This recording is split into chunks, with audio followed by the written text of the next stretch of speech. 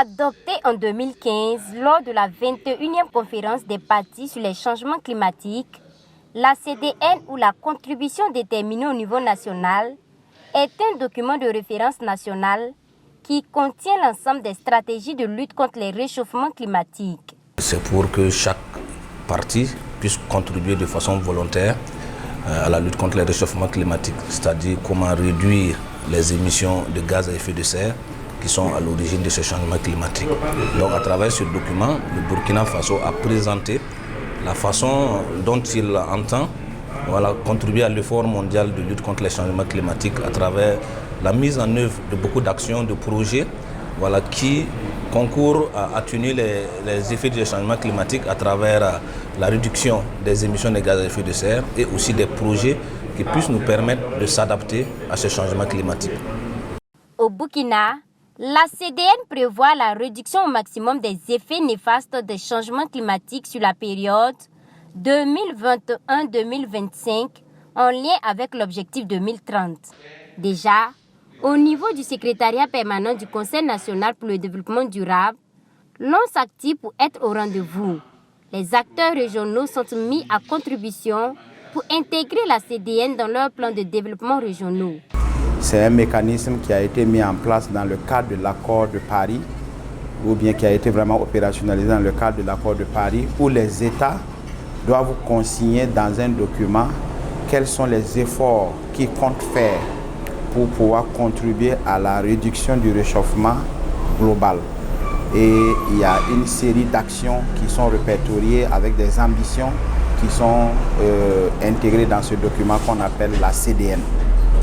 Ce document ayant été conçu et validé au niveau du Burkina, il est question maintenant qu'on le prenne en compte dans les outils de planification au niveau local. Pour l'atteinte des objectifs, les acteurs concernés seront touchés et sensibilisés. Il s'agit entre autres des acteurs du domaine de l'agriculture, de l'élevage, de l'énergie, de l'habitat, selon Do Etienne Traoré. Le Burkina Faso s'est basé sur ces secteurs de développement. Notamment, vous avez l'agriculture. Comment notre agriculture puisse contribuer à réduire ses émissions de gaz à effet de serre et aussi s'adapter à ces changements climatiques. Il y a aussi le secteur de l'élevage, il y a aussi le secteur de la foresterie et les autres affectations des terres. Il y a aussi le secteur de l'énergie, comment on puisse se développer de façon propre en utilisant des sources d'énergie moins polluantes, des sources d'énergie renouvelables. Et aussi il y a le secteur des infrastructures, de l'habitat, et sans oublier le secteur des déchets et aussi le secteur de la santé. Donc voici un ensemble de secteurs sur lesquels le Burkina Faso a bâti son document de contribution déterminé au niveau national, non seulement pour renforcer la résilience de ces secteurs et aussi faire de telle sorte que ces secteurs soient productifs dans un contexte de réduction des émissions de gaz à effet de serre.